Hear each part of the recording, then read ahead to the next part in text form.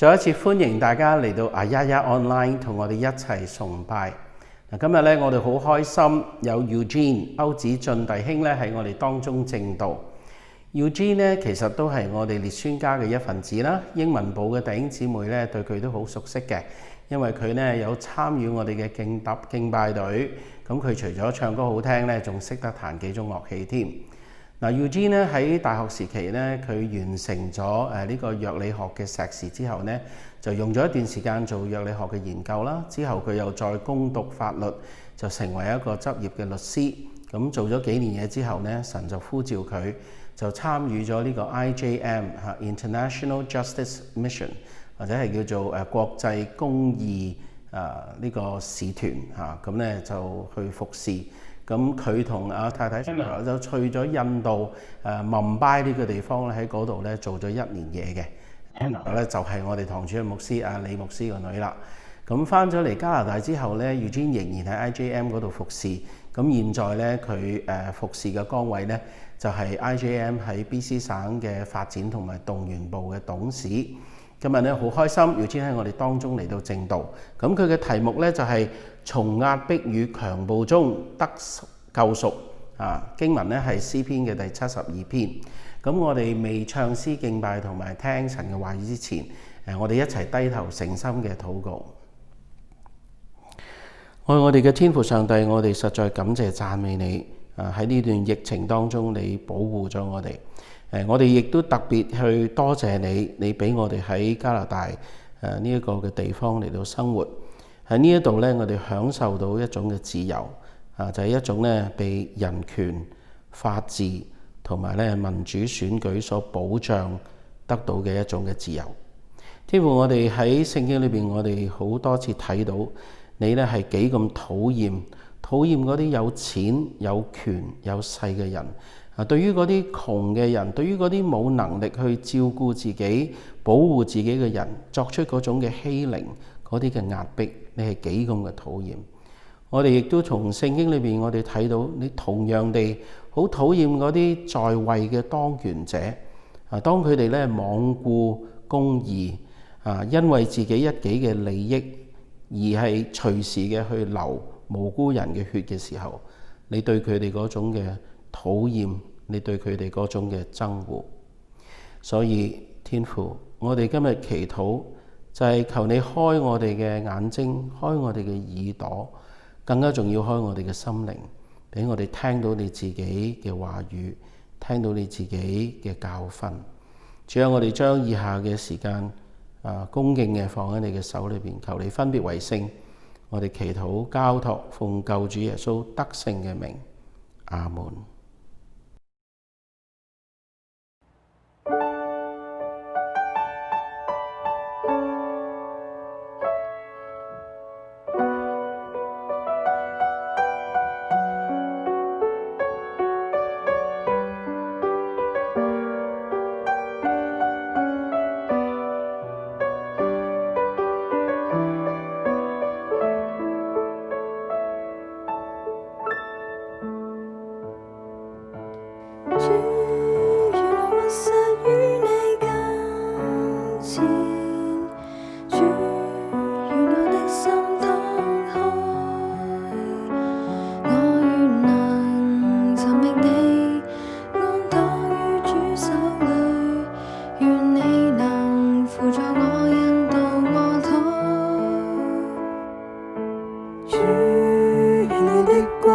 照世上，主願萬口向你稱讚，盼望神憐憫我這麼不配，願你能聆聽我這禱告。神啊，你恩典萬般豐盛，澆灌了我心窩，請你導引我的心全屬於你。我舉起雙手，為要單單稱頌你，願你能陶造我潔淨我心。求我的一生被主使用，並時常尋見你瞻仰十架，遇見主奇妙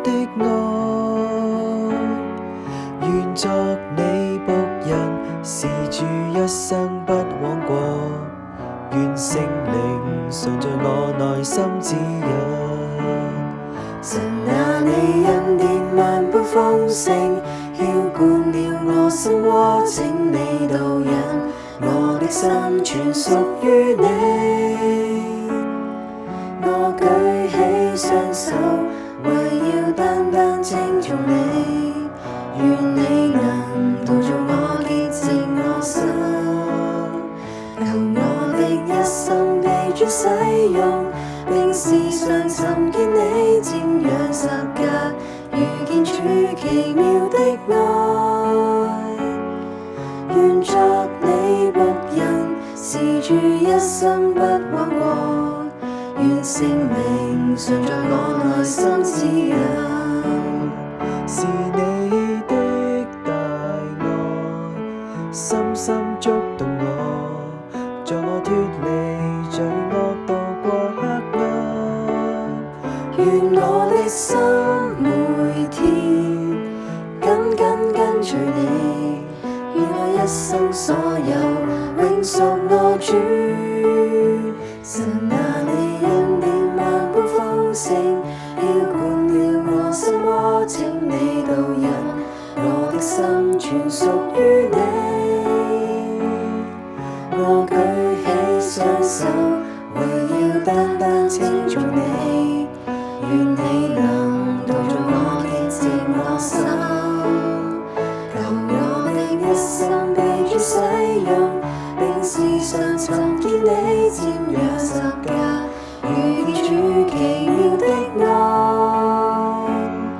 願作你僕人，是主一生不枉過，願聖靈常在我內心指引，願聖靈常在我內心指引。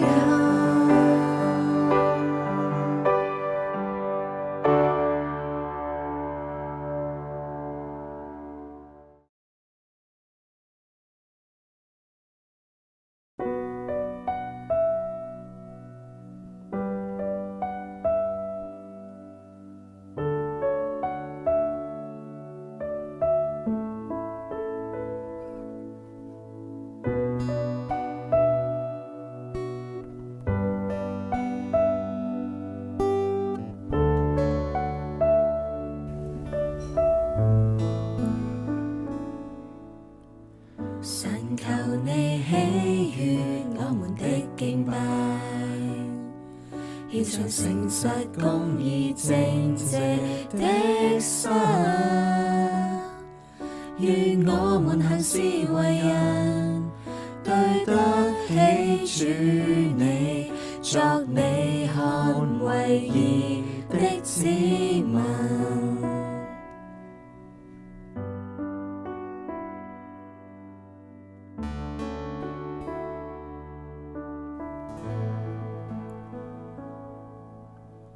神求你喜悅我們的敬拜，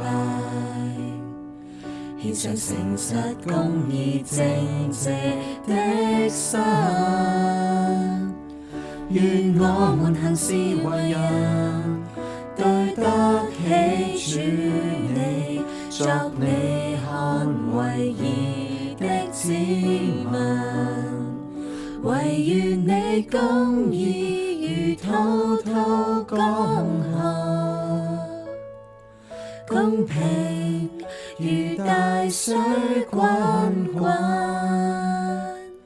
神有喜之於聖殿中，他憐恤受壓的人，主將幕在人間。惟願你公義如滔滔江河，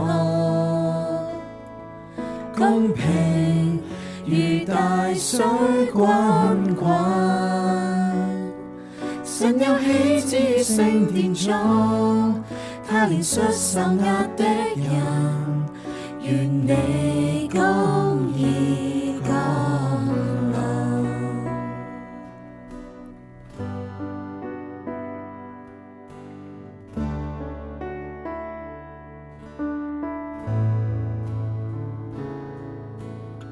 神求你喜悅我們的敬拜，獻上誠實公義正直的心，願我們行事為人對得起主你，作你看為義的子民，唯願你公義如滔滔江河，公平如大水滾滾。神有喜之於聖殿中，他憐恤受壓的人，主掌握在人間，唯願你公義如滔滔江河，公平如大水滾滾。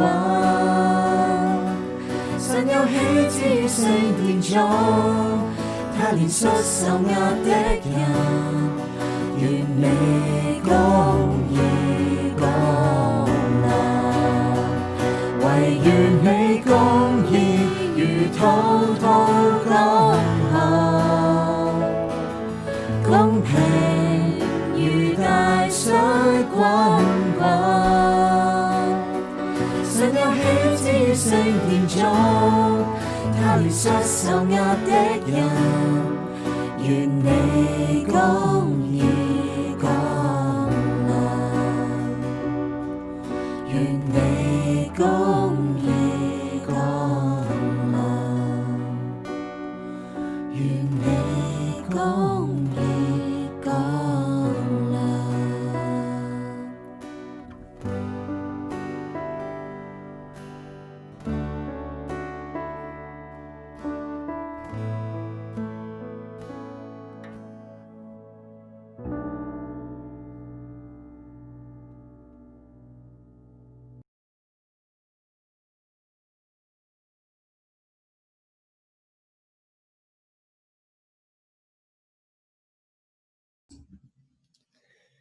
I'm very grateful for the opportunity to speak this weekend for International Justice Mission's Freedom Sunday.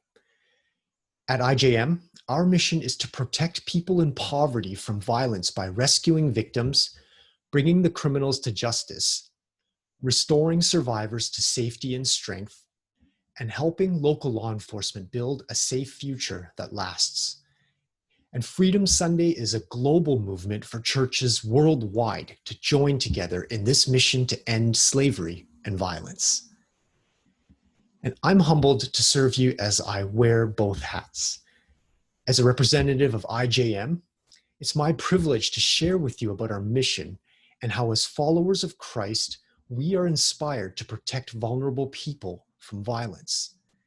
And I thank you for partnering with us in this mission, for praying for us, and for supporting our work through your giving. I'm also grateful to speak as a member of our church family. It's encouraging to see our church grow in our understanding of God's heart for people who are poor and oppressed, and I pray it's something that we can continue to do.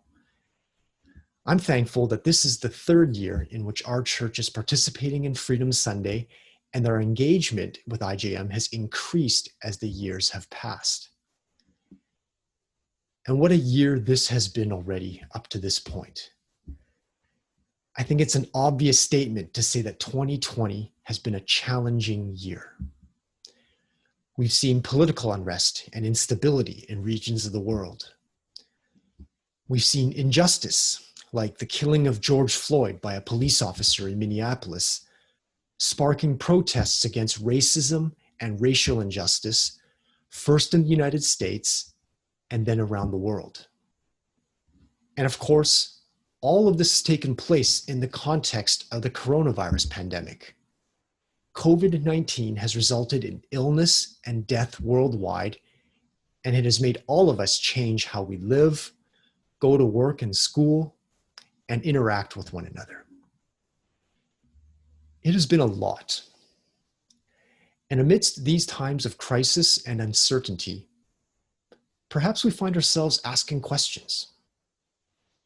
I think many of us will have asked questions like when the restrictions on public gatherings will end so that we can once again meet together in person. What needs to happen in order for that to occur? Or maybe we've connected with the cries of the protesters who are asking, when will racial injustice end? And what needs to happen for real, sustainable change to occur? And when we think about these questions, we look to leaders to address them with the hope that they will make decisions that will be for the good of the people. And this is what Psalm 72 is about. Psalm 72 is a royal psalm, a prayer that the descendants of David might have success in the task of ruling God's people well. Verses 1 and 2 read, "Give the king your justice, O God, and your righteousness to the royal son. May he judge your people with righteousness and your poor with justice." This is a prayer on behalf of the king. The ideal king in the line of David would promote the well-being of the people of God. And the king would do this by following God's instructions for rule, governing in a way such that justice would prevail at all times. For justice to prevail meant that the cause of the poor would be defended, that weaker members of society were protected, especially against oppressive schemes of stronger members. And when the cause of the poor was defended, all of God's people would experience the blessings of his covenant. As it says in verses 3 and 4, "Let the mountains bear prosperity for the people, and the hills in righteousness. May he defend the cause of the poor of the people, give deliverance to the children of the needy, crush the oppressor." Now, in the Old Testament, when psalmists and prophets spoke about God's justice and righteousness, they often used two Hebrew words together, mishpat and tzedakah. Now, mishpat is the Hebrew word translated as justice, and at its most basic meaning, it means to treat people equitably. In Leviticus, Israel is instructed to have the same mishpat for the foreigner as for the native. In a legal context, mishpat means to judge people equitably, to acquit or to punish every person based on the merits of the case, regardless of race, economic, or social status. Now, along with punishment for wrongdoing, mishpat also means to give people their rights. In Deuteronomy, Israel is directed to support the priests from a portion of the offerings, and this support was called the priest's mishpat. So mishpat means then to give people what they're due. For wrongdoers, this would be punishment for their wrong actions. For victims of unjust treatment, this would be protection and care. And verses 12 and 13 emphasize that it is people who are poor and weak who need deliverance. For he delivers the needy when he calls, the poor and him who has no helper. He has pity on the weak and the needy and saves the lives of the needy. And throughout the scriptures, we see repeatedly that mishpat describes taking up the care and cause of vulnerable groups. God's instructions to his people were intended to create a culture of justice as a way to show his character to the world. And speaking of God's justice and righteousness, mishpat is often used together with tzedakah, the Hebrew word translated as being just or being righteous.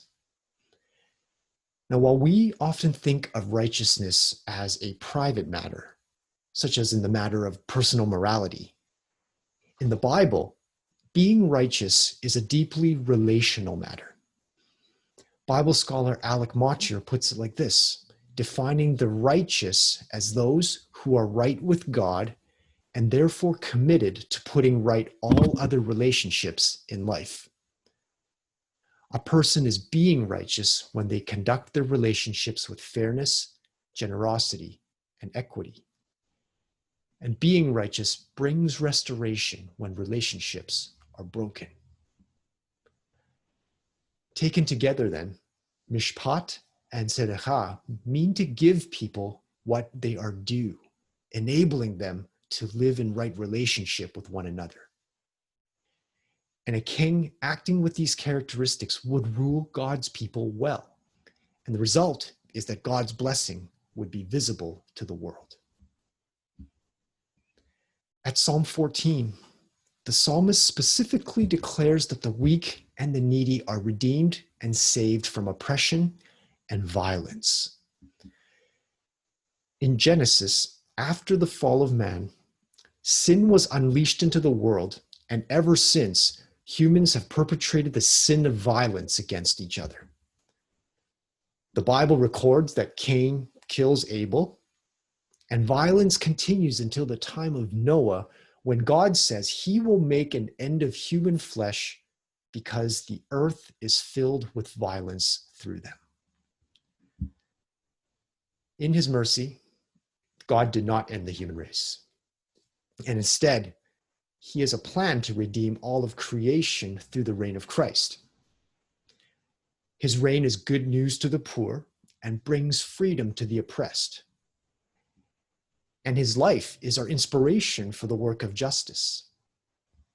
We know that when Christ returns, there will be perfect peace and justice when the redemption of creation is complete. And we look forward to that with great anticipation. But in the meantime, the sin of violence constantly threatens to spiral out of control. This is why when rulers and governing authorities are spoken of in the scriptures, one of the core responsibilities given to rulers is to protect the vulnerable against the oppression of the strong, to restrain violence. And we know from the Bible that rulers often failed in their appointed responsibility of restraining violence against vulnerable people. And even worse, sometimes it was the rulers and authorities themselves who were committing the violence. When this happened, God raised up prophets as his representatives to remind the ruler of their accountability to God. Even King David, the man after God's own heart, he had to be confronted by Nathan for abusing his power in committing sexual exploitation and murder. We recently learned through our sermon series from 1 Kings about the reign of Solomon and the fall of the kingdom as he led in idolatry and made offerings and sacrifices to other gods. After the division of the kingdom, many of the kings of Israel and Judah followed in this path of idolatry and injustice, perpetrating acts of violence that included slavery, murder, and child sacrifice. This was the story of Israel and its neighbors for the next 700 years. It's the story of mostly bad kings who perpetuated idolatry and injustice, and of God's prophets who called them back to their intended purpose of restraining violence. For example, Amos called the rulers of Judah to account for debt slavery, taking bribes, and depriving the poor of justice. Micah called out the rulers of Judah because their rich people were full of violence. Jeremiah confronted the rulers of Israel because they did not judge the cause of the fatherless with justice, and they did not defend the rights of the needy. And Jeremiah also prophesied against the king of Judah, who built a temple for himself while his people suffered, forcing his subjects to work on the project without receiving wages. All of these prophets spoke against injustice. So you may ask, who are the prophets of today? I believe that God's call to protect vulnerable people and to restrain violence has not changed, and we must act on this call. We are the prophets today. At IJM, we have come to understand our mission in line with the biblical theme of God awakening his people to injustice against those who are poor and needy. So, when asked, what needs to happen in order to see the end of slavery and violence? Our response is that we need justice systems that protect people, and we need effective care for survivors. And we are seeing a movement of justice as we work with authorities to restrain violent oppressors and to walk along with survivors to support their restoration. This year, our focus for Freedom Sunday in Canadian churches is on forced labor slavery. Forced labor slavery uses deception, threats, or violence to coerce someone to work for little to no pay.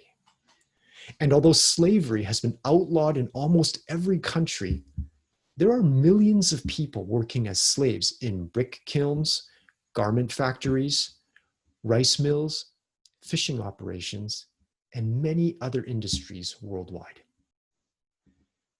And forced labor slavery is a violent crime. Victims of slavery are subjected to beatings, and they may be deprived of food and water.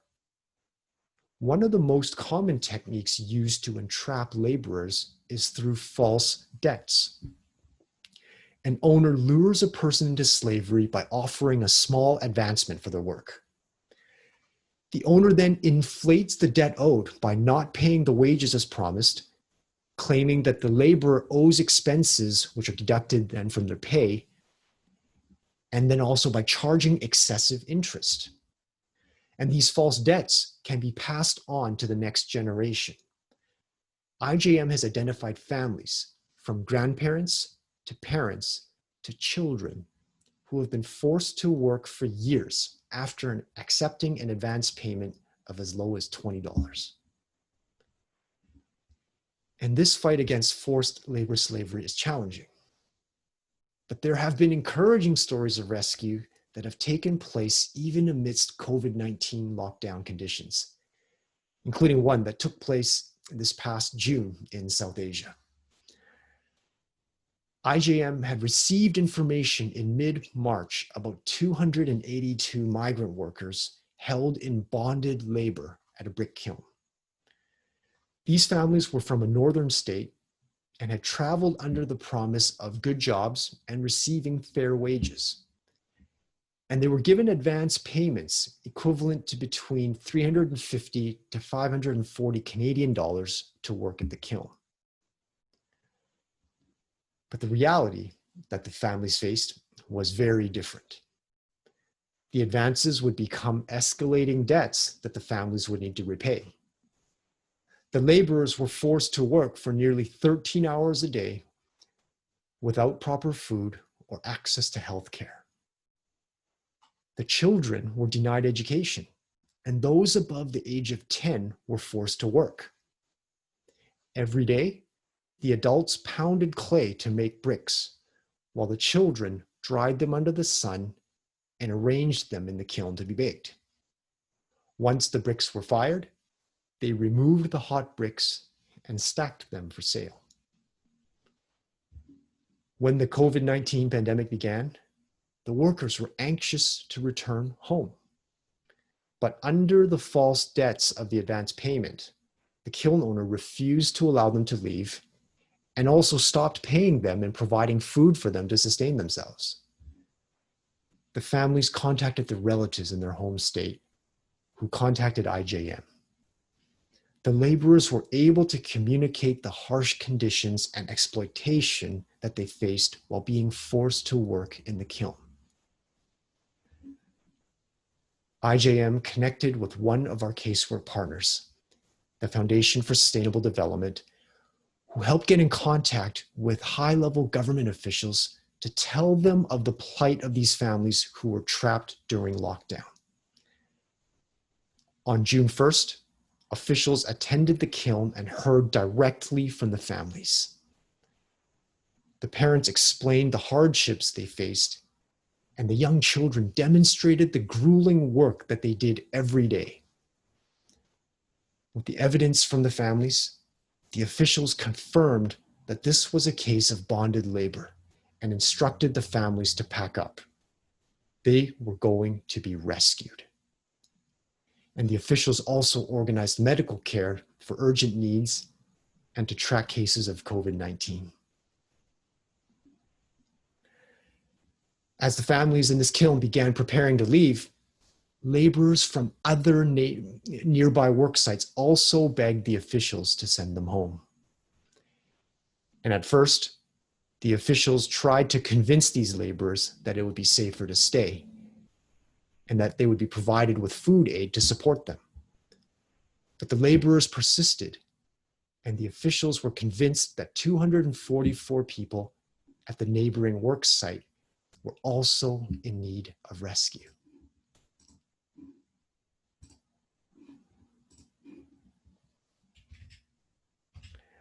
So that day, the officials arranged buses to transport 526 people to the railway station to board a special train back to their home state, including 60 children who had been forced to work in these facilities. All of these laborers were relieved to be on the train returning home.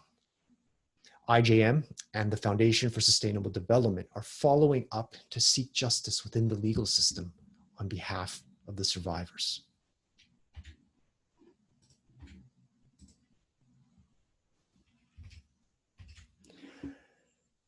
The founder of the foundation explained that COVID-19 pandemic is being used by perpetrators to enforce the bonded labor system, and the disadvantaged population are vulnerable to this violence-based exploitation.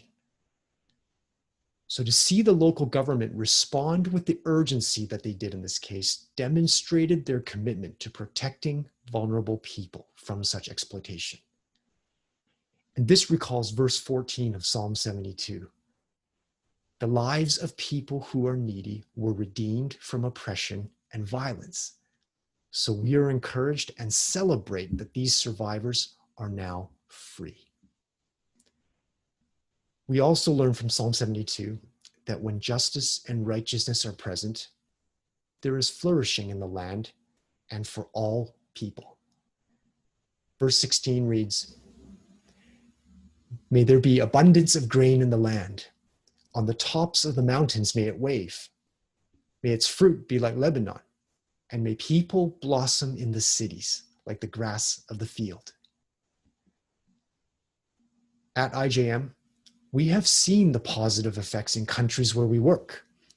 There is more awareness of slavery and violence against vulnerable people, and a greater willingness for the justice system to investigate and prosecute such abuses. We've also seen the effects on the survivors themselves and how restraining violence against them has allowed them to flourish. Let me tell you the story of one of our survivors, Kumar.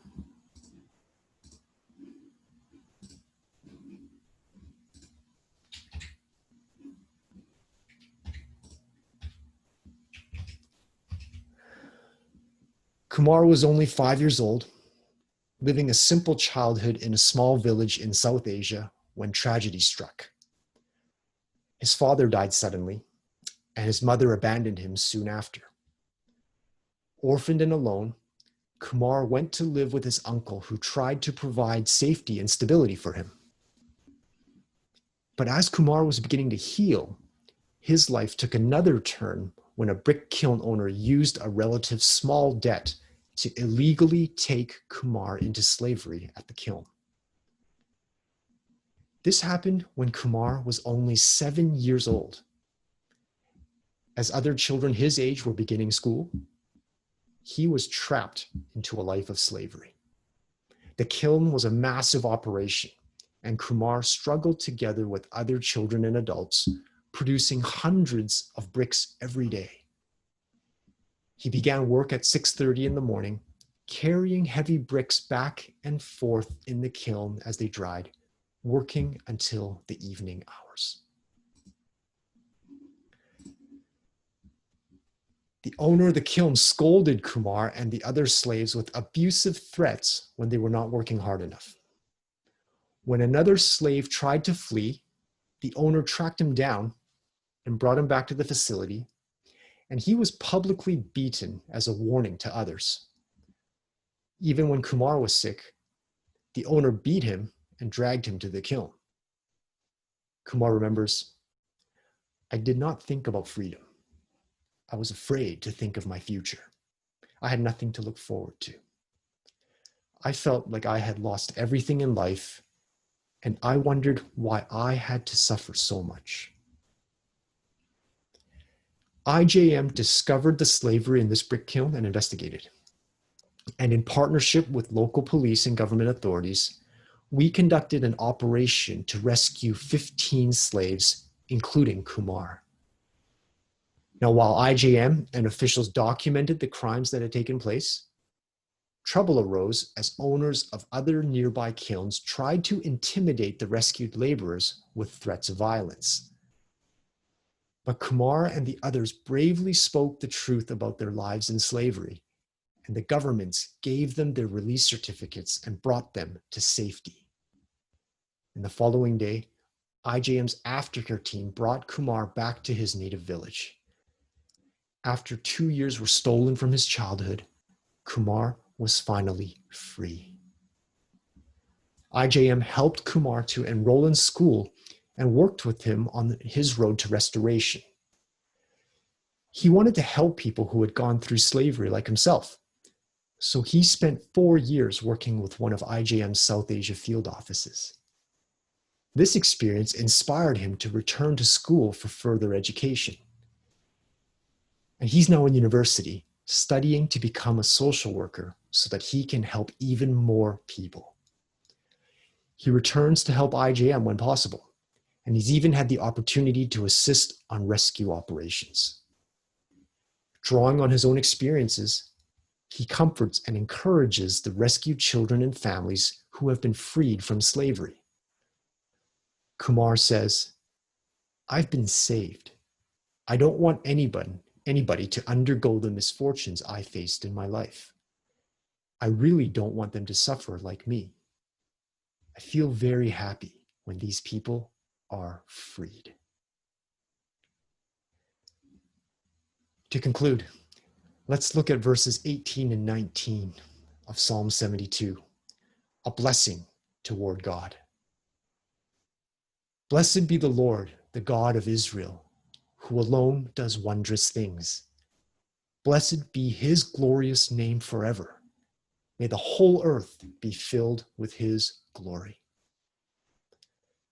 When we hear stories like Kumar's, a rescued slave becoming the rescuer, we testify to the wondrous things that God has done. And it is indeed our prayer that the earth is filled with God's glory, a place where his presence is known. Brothers and sisters, we see that when violence is restrained, vulnerable people are freed from oppression. When victims of unjust treatment are cared for, they experience flourishing. This is what God desires for all people. He is not silent or passive when injustice is present. Rather, he raises up his people to do justice and act with righteousness so that things are made right and his presence is made known.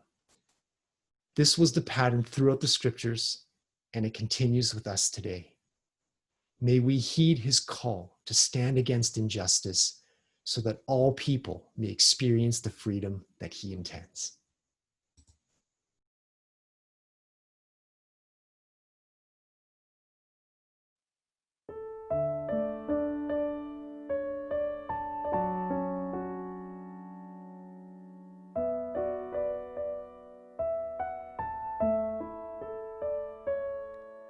求主教我先看別人需要，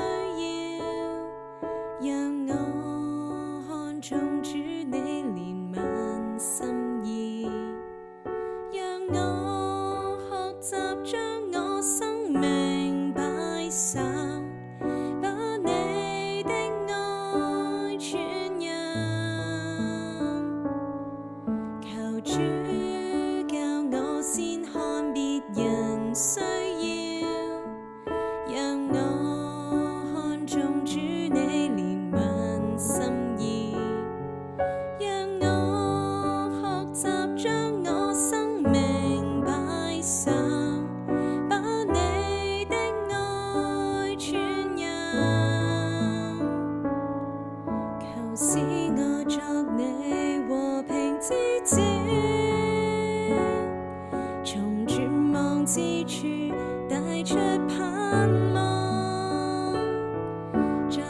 傷心中播下喜樂，在缺乏之地慷慨幫助，求使我作你和平之子，在動盪亂世送上美善，在昏暗世界發出光芒，在主你再來之先，作鹽作光。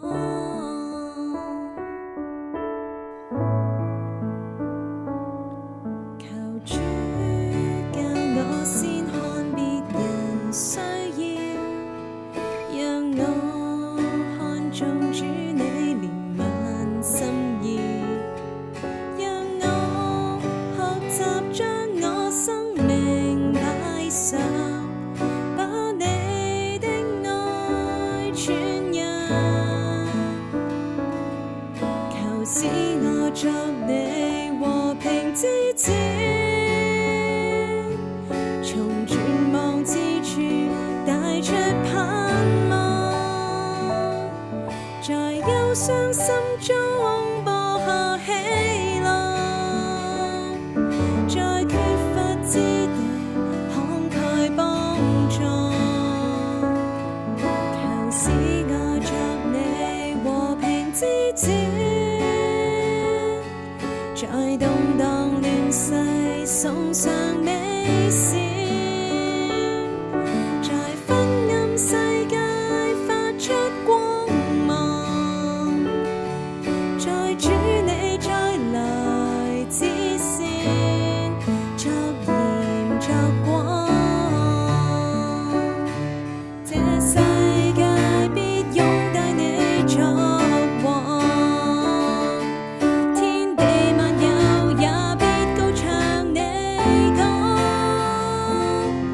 但在你再來之先，黑夜過去之前，我們被你呼召作世界的光，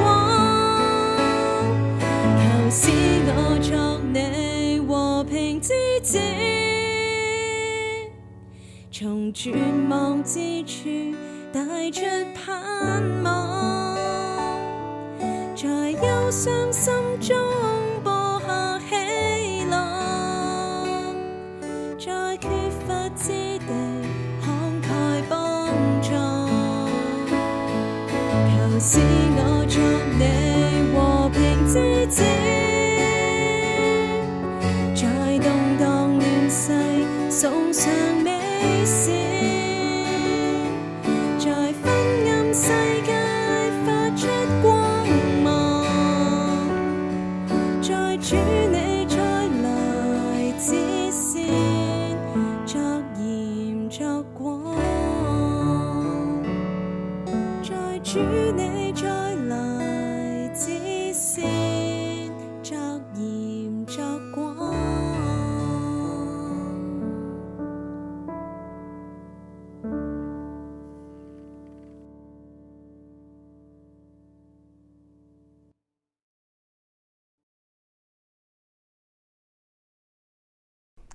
感謝天父俾我哋有一個好嘅崇拜，亦都多謝 Eugene 俾我哋有一個好嘅信息。嗱，正當世界上面仲有咁多人都活喺壓迫同埋強暴之中，我哋身為耶穌基督嘅門徒、福音嘅使者，我哋應該點樣去回應呢？我哋又可以點樣去參與呢？行公義、好憐憫，帶住一個謙卑嘅心，同你嘅神同行。呢個就係神嘅心意，求主幫助我哋聽到聖靈微聲嘅呼喚，去回應上帝嘅呼召，去滿足上帝嘅心意。好啦，我哋有幾個簡單嘅報告。嗱，第一呢，就係下個星期呢，就係感恩節啦。咁星期日呢，我哋會有感恩節嘅浸禮，咁呢都係實體嘅，係現場嘅嚇，唔係喺網上。咁但係咧，就除咗有一啲嘅弟兄姊妹或者被嗰啲邀請參與浸禮嘅邀請之外咧，其他我哋列宣家嘅弟兄姊妹咧就只能夠咧喺網上面參與啦。但係都係我哋列宣家嘅事啊，希望大家都參與。咁喺AYAYA群體裏邊呢，我哋有 David Seal 啦，佢都會係洗禮嘅，所以咧大家記住為佢預備一份小禮物啊嚇。第二個報告，下一個星期六呢，我哋係感恩節嘅崇拜啦，咁我哋會有聖餐嘅，咁好歡迎大家弟兄姊妹咧翻到我哋列宣家咧去攞嗰個聖餐嘅杯同埋餅。咁如果你唔方便翻教會攞咧，請你喺自己屋企咧預備一小杯嘅水啊，或者果汁啊，又同埋咧一小塊嘅餅乾啦，或者係呢個麵包，咁都可以同我哋一齊去參與呢個嘅聖餐。最後一個報告咧就下個星期咧係我自己會講道嘅。咁我嘅題目咧就係只要你知道你係邊個，只要你知道你是誰。咁咧就係經文咧係喺以弗所書嘅第1章1至到14節。咁咧好期望咧下一個星期再一次見到大家咧翻嚟AYAYA同我哋一齊崇拜，我哋一齊低頭，我哋用信心嚟到領受祝福。請各位喺自己嘅地方咧企起身。好，我哋一齊用信心領受祝福。願我主耶穌基督嘅恩惠、父上帝嘅慈愛、聖靈嘅感動，常與你們同在，從現在直至到永永遠遠。阿門。